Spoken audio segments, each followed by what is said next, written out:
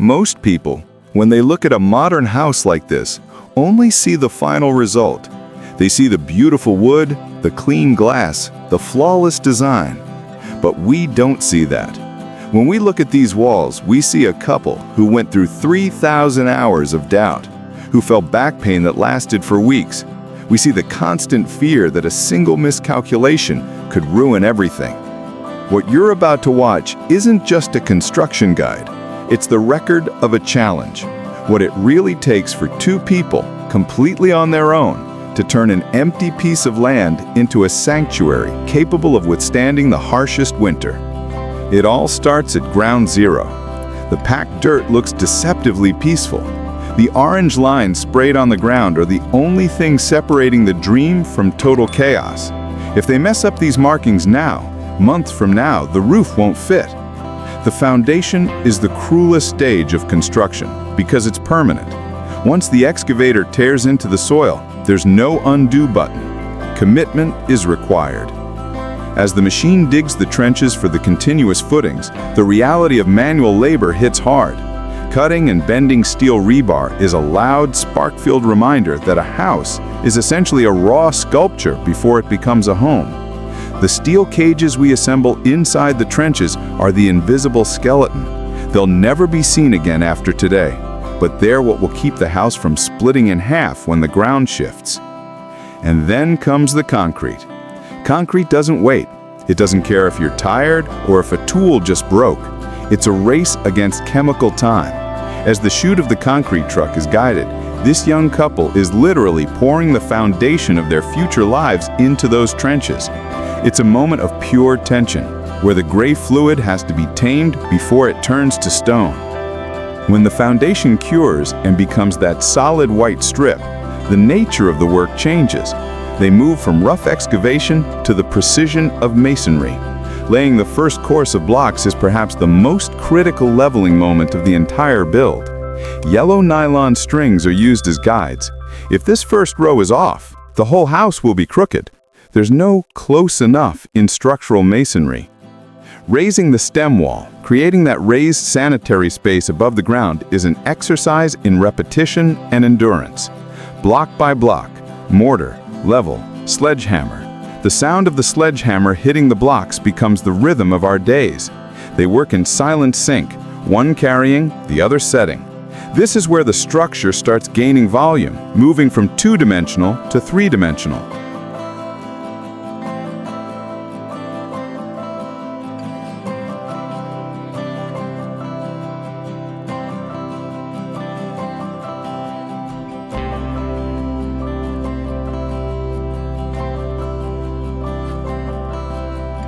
Filling the interior with dirt and leveling the top of the walls marks the end of the dirty and heavy phase.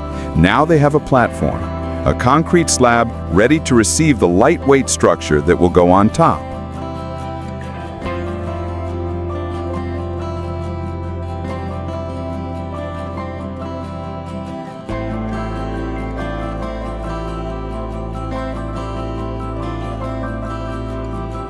The transition to wood feels like entering a completely different world. The brute weight of stone is abandoned for the precision of carpentry. The yellow floor joists bring a new color to the site.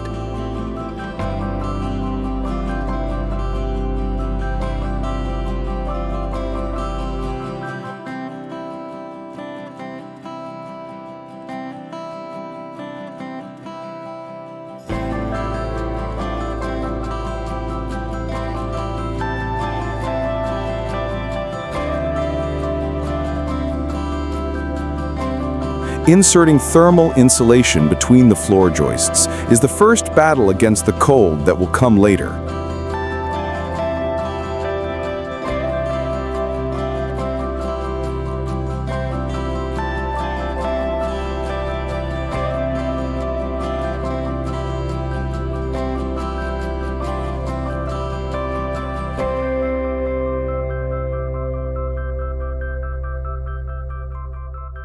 They're building a thermal box from the bottom up.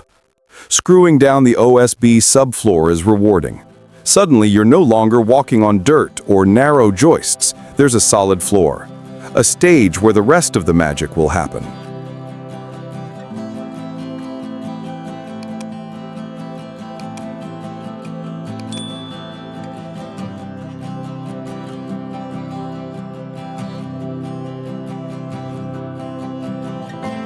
The wood frame system is a marvel of modern engineering. Walls are assembled lying flat, comfortably on the ground, ensuring every corner is perfectly square. But the physical challenge returns when the walls have to be raised. Gravity is unforgiving. Bracing the first wall vertically is a symbolic milestone. Now there's an inside and an outside. As the side walls go up and clamps and levels are used to ensure plumb, the scale of the project becomes intimidating.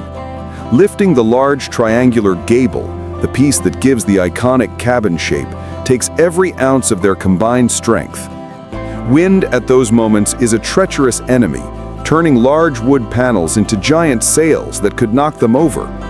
But with the first floor structure complete, you can start to see the house's silhouette against the sky.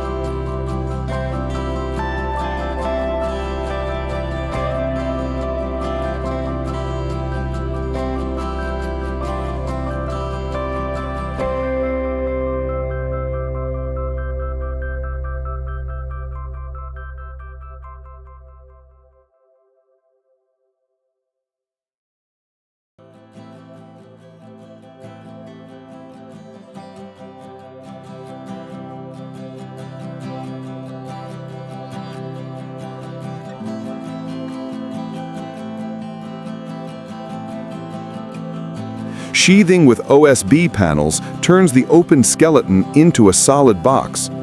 But a house this tall needs mechanical help. The arrival of the telescopic handler to lift the big roof and mezzanine beams reminds us that there are limits to what the human body can do alone. Those glued laminated beams are the roof's backbone. Now begins the obsession with waterproofing. A wood house has one mortal enemy: water. Stretching the black membrane over the walls isn't just aesthetic. It creates a breathable skin. It keeps rain out, but lets internal moisture escape. It's pure technology applied to raw construction.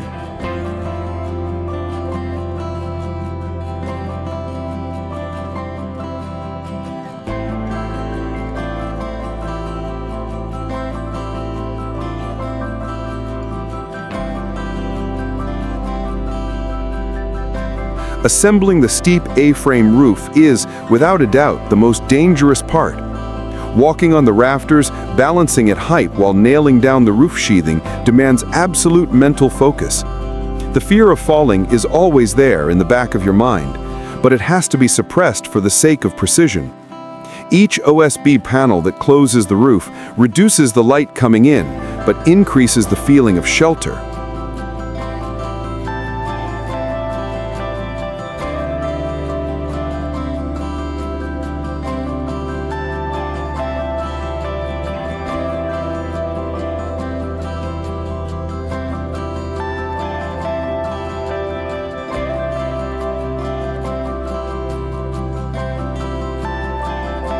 The sun rays streaming through the cathedral-style rafters before everything is sealed is one of the most beautiful scenes of the entire build, a mix of geometry and nature.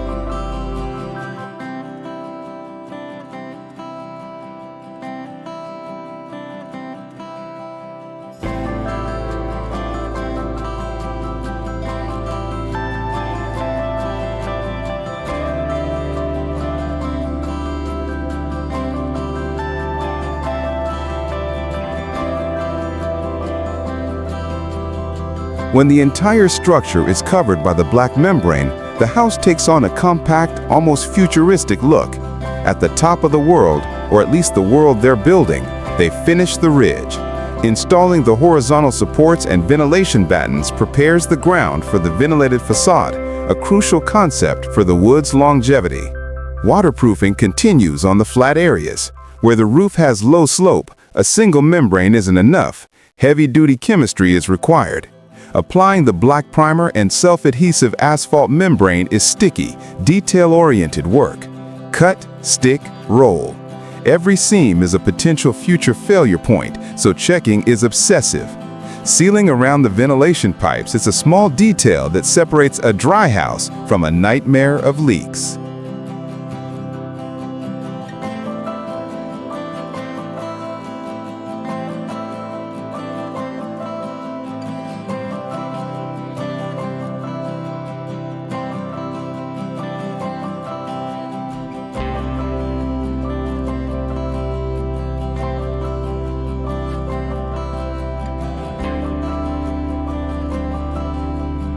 Dropping back down to ground level, they get their hands dirty again with bitumen.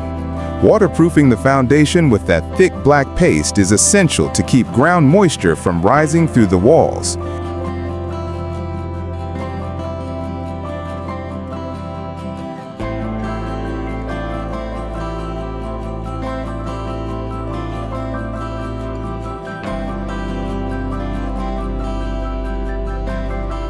And it doesn't stop there.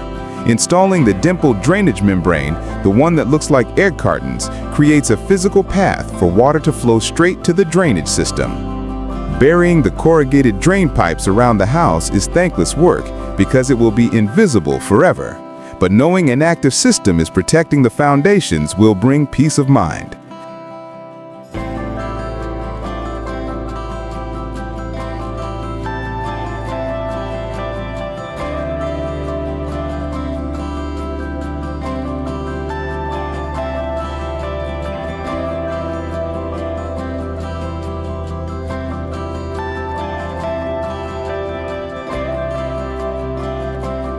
The excavator covering everything with dirt marks the definitive end of the infrastructure phase.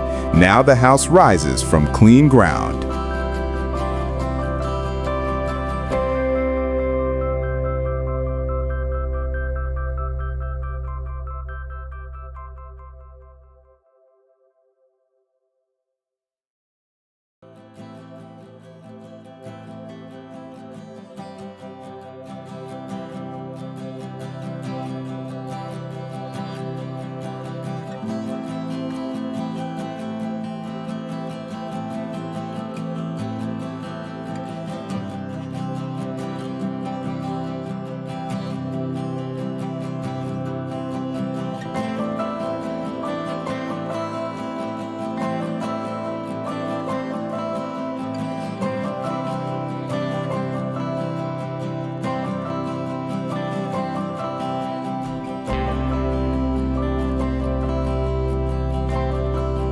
Preparing for the ventilated facade is repetitive.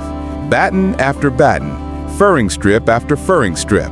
An air gap is created between the structure and the final cladding. This lets the wood dry quickly after rain and prevents rot. It's also the moment to prepare the windows.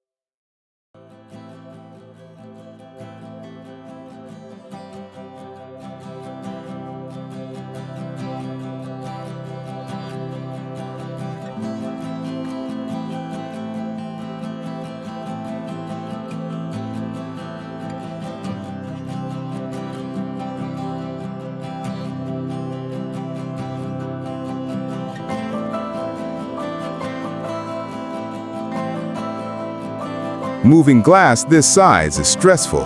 One slip, one wrong move, and thousands of dollars shatter on the ground. The orange suction cups provide the necessary grip, but the weight is real.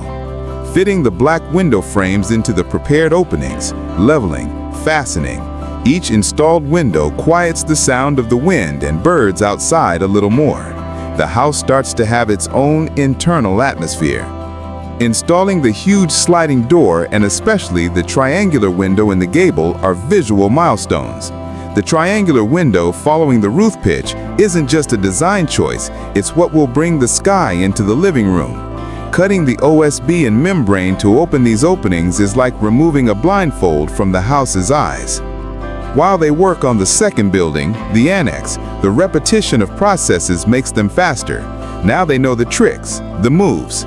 Seeing the motorized blinds drop for the first time in the main house is a small technological luxury amid the construction dust.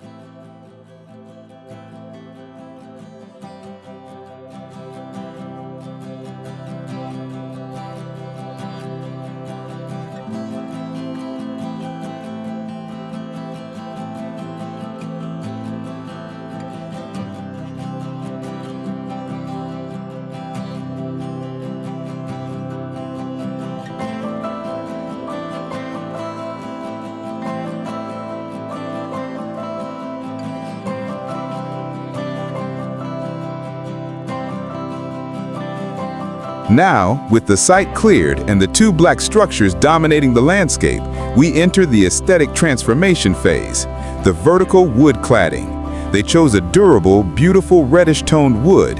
The contrast between the black membrane background and the natural wood is instantly rewarding.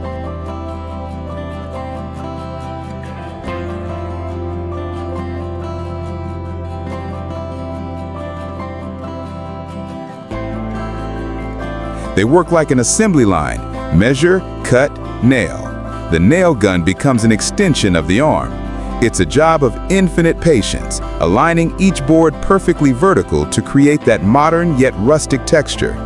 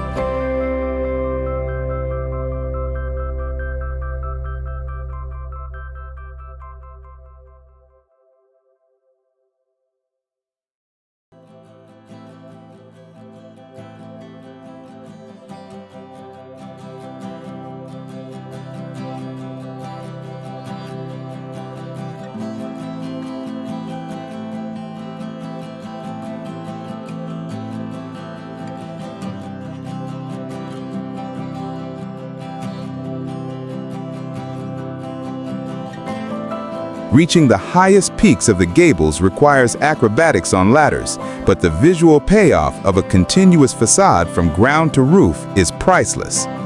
The metal flashings, the black coping installed along the edges, don't just prevent leaks, they act like a frame, marking where the wood ends and the sky begins.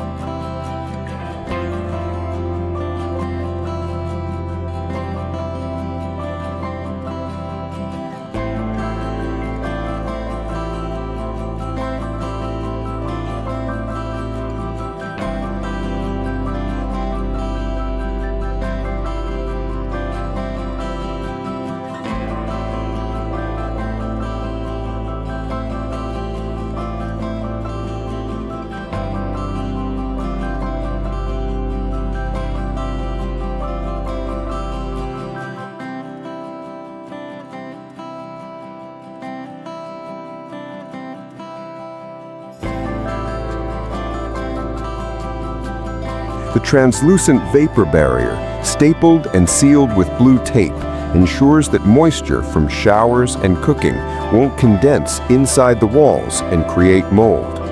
It's invisible science, but vital for the occupant's health.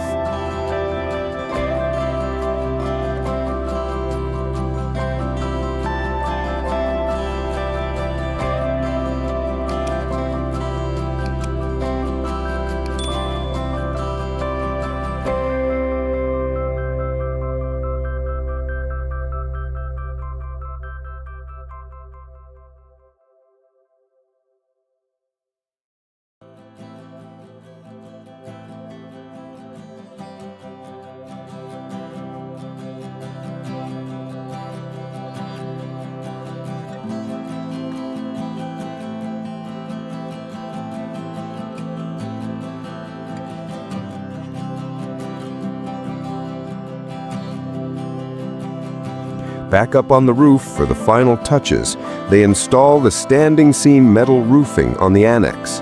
The dark gray metal is elegant, durable, and perfect for shedding snow.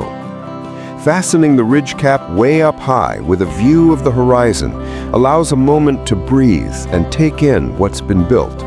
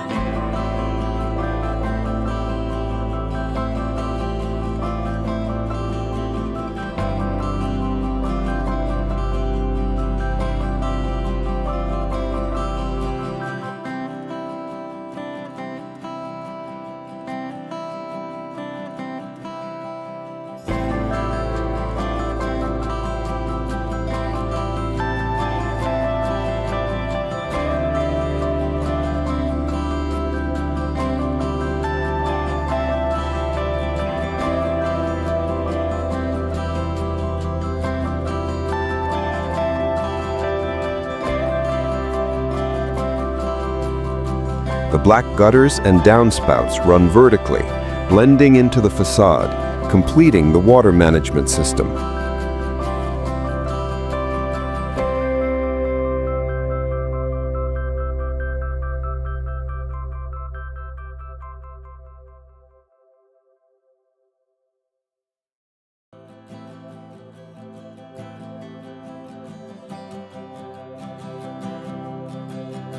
Inside, the battle is now for thermal comfort. Inserting the flexible insulation bats between the studs is like dressing the house in a thick wool coat. The outside world can freeze, but inside, the heat will stay.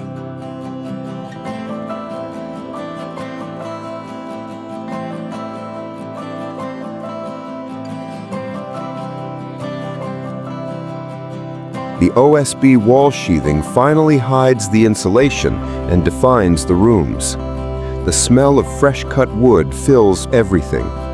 The late afternoon light coming through the triangular window draws geometric shapes on the floor, validating all the effort of that difficult installation. When the last scaffolding is removed and the site gets a cleanup around the buildings, the feeling is one of astonishment.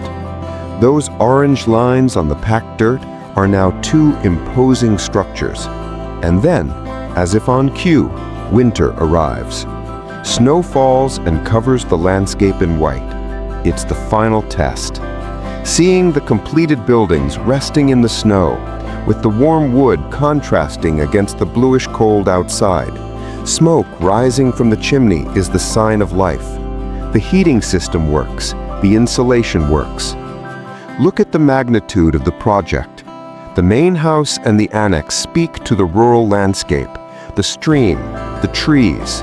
They don't look like invaders, they look like they belong. Building your own house isn't about saving money, though that happens. It's about knowing every screw, every board, every wire. It's about looking at a wall and knowing exactly what's inside it because your own hands put it there. It's about the ultimate freedom of creating your own refuge in the world. And looking at this house in the snow, we know that every drop of sweat, every moment of panic, and every day of exhaustion was absolutely worth it.